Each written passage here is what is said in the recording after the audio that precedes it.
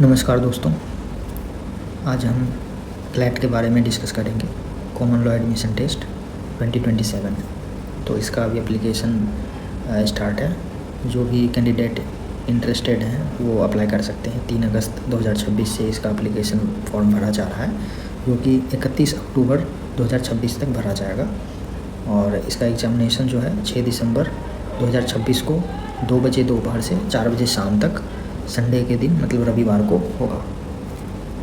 तो क्लैट के बारे में हम बेसिकली अगर जानना चाहें तो हमें ये पता होना चाहिए कि ये फॉर्म हम कहाँ से भरेंगे, ये फॉर्म ऑनलाइन ऑफलाइन कैसे भरा जाएगा, हमारी एलिजिबिलिटी क्या होगी, ऑनलाइन कहाँ से भर सकते हैं, सिलेबस क्या होगा, एट्सेट्रा एट्सेट्रा। जो भी हमारे मन में सवाल होंगे इसको हम आज जानने की कोशिश करेंगे। और इसके बाद अगर आपके मन में कुछ और भी सवाल होंगे तो आप कमेंट सेक्शन में लिख सकते हैं। मैं कोशिश करूँगा इसके लिए, अगर वीडियो बनानी पड़ेगी तो वीडियो भी बनाऊँगा, या फिर मैं आपको वहीं पे इसका जवाब दे दूँगा। ठीक है, तो सबसे पहले हम जानते हैं कि ये कंसोर्टियम है किस चीज़ की। तो क्लैट के थ्रू जो एडमिशन होता है उसमें पार्टिसिपेटिंग यूनिवर्सिटी जो है उसका कंसोर्टियम जो है उसी को कहते हैं हम कंसोर्टियम ऑफ NLUs। तो फ़िलहाल अभी इसमें 26 नेशनल लॉ यूनिवर्सिटीज़ हैं, और बाकी एक जो है नेशनल लॉ यूनिवर्सिटी दिल्ली, वो अपना अलग टेस्ट लेता है। उस टेस्ट को हम ILET के नाम से जानते हैं, AILET। इसके थ्रू वो एडमिशन लेता है अपने UG और PG कोर्सेज़ के लिए। UG मतलब LLB के लिए 5 साल का LLB, वो BA LLB, BBA LLB या फिर BSc LLB हो सकता है। और PG कोर्स होता है वो LLM होता है, वो किसी खास सब्जेक्ट में स्पेशलाइजेशन हो सकता है, जैसे कि constitution, criminal law, company law, corporate law, business law etcetera.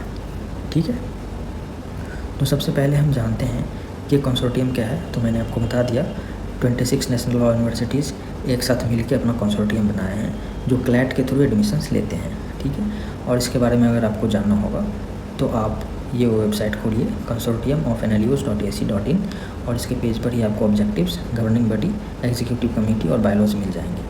तो फिलहाल आज हम डिस्कस करेंगे इसके LLB कोर्सेज़ के बारे में, इसमें एडमिशन कैसे होता है, कौन एडमिशन ले सकते हैं, सिलेबस क्या होता है, क्वेश्चन पेपर फॉर्मेट क्या होता है, एंड अदर इंस्ट्रक्शंस। जब आप ये वेबसाइट खोलते हैं तो आपकी इस वेबसाइट के फ्रंट पेज पे मीन्स होम पेज के बॉटम में अंडर ग्रेजुएट कोर्सेज़ के बारे में मिलेगा। उसमें आप एलिजिबिलिटी पे क्लिक करके इसकी एलिजिबिलिटी जान सकते हैं। तो सबसे पहला पॉइंट लिखा हुआ है कि there is no upper age limit for the candidates appearing for UG programme for CLAT 2027। Means अगर आपको LLB 5 साल वाला जो है वो करना है तो उसके लिए अपर एज लिमिट कुछ फिक्स नहीं है। आप किसी भी NLU में एडमिशन ले सकते हैं, बशर्ते आपके पास 10+2 की मार्कशीट आपके पास होनी चाहिए, आप पास होने चाहिए। अगर आप जनरल या फिर OBC कैंडिडेट हैं तो आपको 45% होने चाहिए या फिर इसके इक्विवेलेंट। और आप SC ST या फिर PWD कैटेगरी से आते हैं तो ऐसे कैंडिडेट को 40% मार्क्स होने चाहिए। ठीक है, इसके बाद हम जानते हैं कि इसका सिलेबस क्या होता है फॉर UG। तो UG के लिए ये रहा सिलेबस। 2 घंटे की टेस्ट है ये, 120 क्वेश्चंस पूछे जाएंगे, मतलब हर एक मिनट में आपको एक क्वेश्चन करना है, और सही आंसर के मिलेंगे आपको 1 नंबर, और अगर आप गलत करते हो तो आपके 0.25 मार्क्स डिडक्ट हो जाएंगे from the right answer. Correct. तो इसमें हम देखते हैं कि सिलेबस में क्या क्या आता है। तो इंग्लिश लैंग्वेज है, current affairs including general knowledge, legal reasoning, logical reasoning and quantitative technique. Quantitative technique basically maths होता है, जो कि आपके क्लास 10वीं 10th स्टैंडर्ड तक के जो मैथ्स होते हैं उसी से रिलेटेड होता है। ठीक है, और ऊपर के जो 4 टॉपिक्स हैं, मीन्स सब्जेक्ट्स हैं, उसमें क्वेश्चंस पूछने का जो तरीका होता है उसमें आपको एक पैसेज प्रोवाइड किया जाता है मैक्सिमम 450 वर्ड्स का, और उसी से क्वेश्चंस पूछे जाते हैं।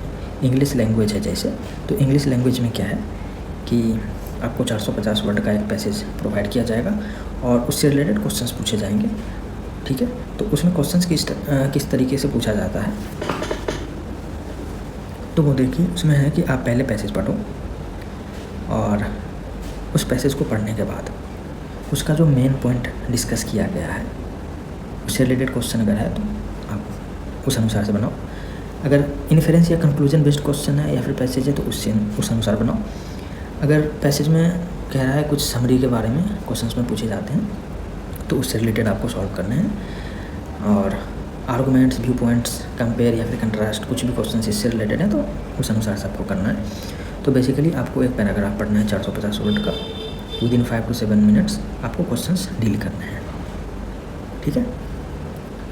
एंड देन करंट अफेयर्स आता है। करंट अफेयर्स इंक्लूडिंग जीके में भी आपको 450 वर्ड का पैसेज वाला क्वेश्चन हो सकता है और उसी से रिलेटेड क्वेश्चंस होंगे। और वो पैसेज कहाँ से पूछा जा सकता है? वो news, journalistic sources and other non fiction writings. और वो क्वेश्चन किस चीज़ से रिलेटेड होगा, किस फील्ड से रिलेटेड होगा? लीगल इन्फॉर्मेशन से रिलेटेड हो सकता है या फिर कोई जनरल नॉलेज उससे रिलेटेड डिस्कशंस होगा एक पैसेज में और उसी से क्वेश्चन ड्राइव करके आपसे पूछा जा सकता है। क्वेश्चन किस टाइप के हो सकते हैं? तो कंटेम्प्रेरी इवेंट्स हो सकता है, इंडिया या फिर वर्ल्ड के बारे में। कंटेम्प्रेरी इवेंट्स मतलब हो गया जो अभी इवेंट चल रहा है दुनिया में या फिर इंडिया में, उससे रिलेटेड क्वेश्चंस एक पैराग्राफ दे दिया और आपसे पूछ लिया, ठीक है। दूसरा है आर्ट्स एंड कल्चर, यह हमारा हिस्ट्री से रिलेटेड है। तीसरा है इंटरनेशनल अफेयर्स और चौथा है historical events and continuing significance. ये बेसिकली मॉडर्न हिस्ट्री है जो कि हमारे कॉन्स्टिट्यूशन से रिलेटेड है। कॉन्स्टिट्यूशन कैसे बना हमारा और पूरा जो मॉडर्न हिस्ट्री है, जब अंग्रेज़ भारत छोड़ के गए थे उसके बाद से जो भी इवेंट्स हुए हैं वो बहुत इंपॉर्टेंट हो जाता है इस एग्ज़ाम के पॉइंट ऑफ व्यू से, ठीक है। And then legal reasoning. Legal reasoning में आपको वही 450 वर्ड का एक पैराग्राफ मिलेगा और उसी से रिलेटेड आपको क्वेश्चंस मिलेंगे। और ये ज़रूरी नहीं है लीगल रीजनिंग में कि आपको पैराग्राफ मिले, आपको इंडिविजुअल क्वेश्चंस भी पूछे जा सकते हैं, ठीक है। बाकी में आपको ऐसा ही है। और इसमें क्वेश्चंस किस टाइप के होंगे? तो क्वेश्चन आपका सिंपल है, आपको उस पैराग्राफ में आइडेंटिफाई करना है क्या रूल या फिर प्रिंसिपल है। जैसे अपन लॉ पढ़ते हैं ना, तो कोई भी फैक्ट दे दिया या फिर कोई सिनेरियो दे दिया और आपको आइडेंटिफाई करने को कहा जाएगा इसमें कौन सा प्रिंसिपल या रूल अप्लाई हुआ है, इसमें कौन सा लॉ है, ऐसा करके। उसके बाद दूसरे टाइप का क्वेश्चन ये हो सकता है कि आपको एक सेम टाइप का क्वेश्चन में सिचुएशन कोई दे दिया गया है और आपसे फिर पूछा जाएगा कि इसमें से कौन सा सिचुएशन हमें ये बताता है like best application of the rule और प्रिंसिपल, ठीक है। और तीसरा है, हमको ये समझना पड़ेगा क्वेश्चन में कि अगर हम रूल या फिर प्रिंसिपल को फैक्ट के अनुसार या फिर सिचुएशन के अनुसार चेंज करते हैं तो उसका एप्लीकेशन कैसे होगा, ठीक है। तो इस टाइप का लीगल रीजनिंग का क्वेश्चन आ सकता है। फोर्थ है हमारा लॉजिकल रीजनिंग। लॉजिकल रीजनिंग में भी वैसा ही है कि आपको 450 वर्ड 450 वर्ड्स का एक पैसेज आएगा और पैसेज से रिलेटेड क्वेश्चंस होंगे। इसमें भी आपको एक पैसेज आ सकता है या फिर इंडिविजुअल क्वेश्चंस भी पूछे जा सकते हैं। तो अगर पैसेज आता है तो आपको पैसेज में क्या करना है, तो ये आपके पॉइंट वाइज लिखे हुए हैं। Recognise an argument, its premises and conclusions. अगर कोई पैसेज है तो उसमें आपको आइडेंटिफाई करना है आर्गूमेंट, प्रीमाइसेस और उससे क्या कंक्लूजन ड्रॉ हो रहा है, ठीक है। इसमें क्वेश्चंस के बहुत तरीके होते हैं। और दूसरा यहाँ लिखा हुआ है read and identify argument set out in the passage, वही हो गया जो आपका फर्स्ट पॉइंट में है। इसमें भी आपको आर्गूमेंट आइडेंटिफाई करना है। तीसरा है critically analyse pattern of reasoning and assess how conclusions में डिपेंड ऑन पार्टिकुलर प्रीमाइसेस और एविडेंस। इसका मतलब हो गया कि आपका एक पैराग्राफ है, उसमें आपको ये आइडेंटिफाई करना है कि किस पर्टिकुलर सिचुएशन में किस टाइप का कंक्लूजन आएगा। इस टाइप से आपको क्वेश्चन डील करना है। Fourth one is infer what follows from passage and apply this inference in new situation. Question में आपको कोई सिचुएशन दिया गया है, पैराग्राफ में आपका एक पैराग्राफ लिखा हुआ, उसमें जो आपका इन्फेरेंस निकल रहा है या फिर प्रिंसिपल रूल कुछ भी निकल रहा है, तो उसको आप पर्टिकुलर सिचुएशन में कैसे अप्लाई करेंगे, उस टाइप के क्वेश्चन हो सकते हैं। आपका question relationship, analogy, contradictions, equivalence, effectiveness of arguments से रिलेटेड हो सकता है। मीन्स कोई क्वेश्चन दे दिया गया आपको और उसमें पूछा जाएगा इन ऑप्शंस में सबसे बेस्ट आर्गूमेंट क्या हो सकता है या फिर सबसे बेस्ट कंक्लूजन क्या हो सकता है, सबसे बेस्ट कॉन्ट्राडिक्शन क्या हो सकता है। इस टाइप से आपसे क्वेश्चंस पूछा जा सकता है। And then last one is quantitative technique, that is basically maths, जो कि आपके क्लास 10th स्टैंडर्ड्स का होता है। तो ये तो इंडिविजुअल क्वेश्चन ही होता है और ये हमारे पूरे क्वेश्चन का 10% कवर करता है। Means you will be asked around 12 to 14 questions from this part.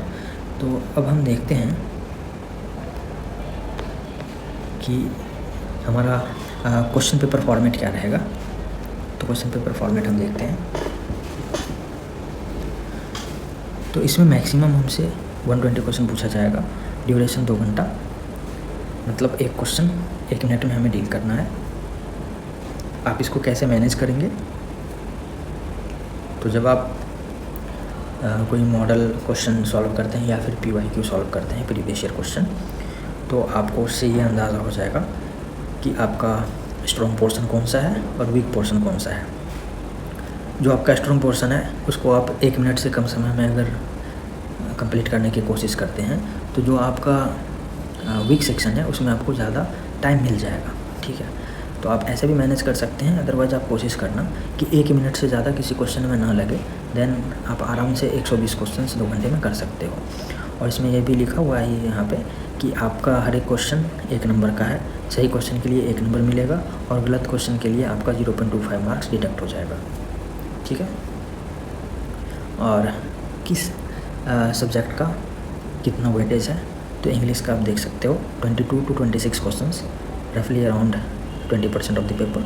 Current affairs including GK 28 to 32 questions, रफली 25% of the paper. Legal reasoning 28 to 32 questions, रफली 25% of the paper. Logical reasoning 22 to 26 questions, रफली 20% of the paper. Quantitative technique 10 to 14 questions, रफली 10% of the paper.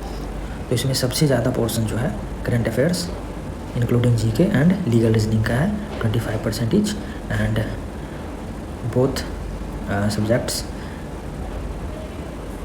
50% questions in 2 subject से आता है। और इसके बाद जो सब्जेक्ट है English language and logical reasoning 20% means 20% each questions आते हैं इसमें से। And this 2 subjects composed of 40% of the question paper, and the rest quantitative technique means maths, उससे आपका 10% क्वेश्चन आता है। तो इसमें सबसे ज़्यादा पोर्शन जो है 50% वो हमारा है current affairs including GK and legal reasoning, जो कि 50% ऑफ क्वेश्चंस इसी से आते हैं, and then 40% English language and logical reasoning से। तो आपका कौन सा पोर्शन स्ट्रॉन्ग है, कौन सा पोर्शन वीक है, आप इस वेटेज को देख करके उस पर उतना फोकस कर सकते हैं टू क्रैक दिस एग्जामिनेशन। ठीक है, इसके बाद अपन देखते हैं कि इतना तो अपन जान लिए हैं। अगर इससे रिलेटेड और भी कोई इंस्ट्रक्शंस आपको जानना है तो यहाँ पे आप देख सकते हैं कि क्लैट 2027 पेपर जो है ऑफलाइन मोड में होना है और इसका फॉर्म ऑनलाइन भरा जाएगा। और ये पेपर हमारा 6 दिसंबर 2026 को 2 बजे से लेकर 4 बजे तक होगा। ठीक है, और बाकी के इंस्ट्रक्शंस ये दिए गए हैं, आप ये देख सकते हो। और इसका एप्लीकेशन फॉर्म अभी ओपन है। आप यहाँ से क्लैट 2027 पे जाके यहाँ क्लिक करोगे एंड देन यहाँ से आप रजिस्टर कर सकते हो। ठीक है, और जिन्होंने रजिस्टर कर लिया ये रहा लॉगिन। और आपका एप्लीकेशन 3 अगस्त 2026 से स्टार्ट है, 31 अक्टूबर 2026 तक आपका ये एप्लीकेशन फॉर्म सबमिट हो सकता है and your paper is on 6 December 2026 and this is the press release. आप यहाँ पे देख सकते हो 22 जुलाई 2026 को ये प्रेस रिलीज आया है और इसमें ये सारी डिटेल्स लिखे गए हैं। ठीक है, और जैसा कि मैंने आपको पहले ही बता दिया है कि क्लैट के थ्रू आप 26 नेशनल लॉ यूनिवर्सिटीज़ में एडमिशन ले सकते हो। और एक जो नेशनल लॉ यूनिवर्सिटी दिल्ली है उसके लिए आपको IELTS का पेपर देना होगा, वो अलग से फॉर्म भरना पड़ेगा। उसका भी अभी एप्लीकेशन फॉर्म आया हुआ है, वो भी कंटिन्यूइंग है, तो वो भी आप भर सकते हो। अगर आप इंटरेस्टेड हो कि आप top tier national law universities में एडमिशन लो, तो वो भी देश का टॉप 3 में आता है। Okay, so that's all for today. और इससे अधिक आपको किसी खास पोर्शन में जानकारी चाहिए तो आप कमेंट सेक्शन में लिख सकते हैं। बाकी मैं इंडिविजुअल सिलेबस से रिलेटेड इन्फॉर्मेशन भी लेके आऊँगा, तो मैं एक एक चीज़ आपसे डिस्कस करूँगा। और बीच में अगर कोई इन्फॉर्मेशन या नोटिस आता है क्लैट के रिगार्डिंग तो वो भी मैं आपसे डिस्कस करूँगा। ठीक है, that's all for today, thank you so much. और इस चैनल को आप सब्सक्राइब कर लेना, बाकी की इन्फॉर्मेशन आते रहेंगे। Thank you so much.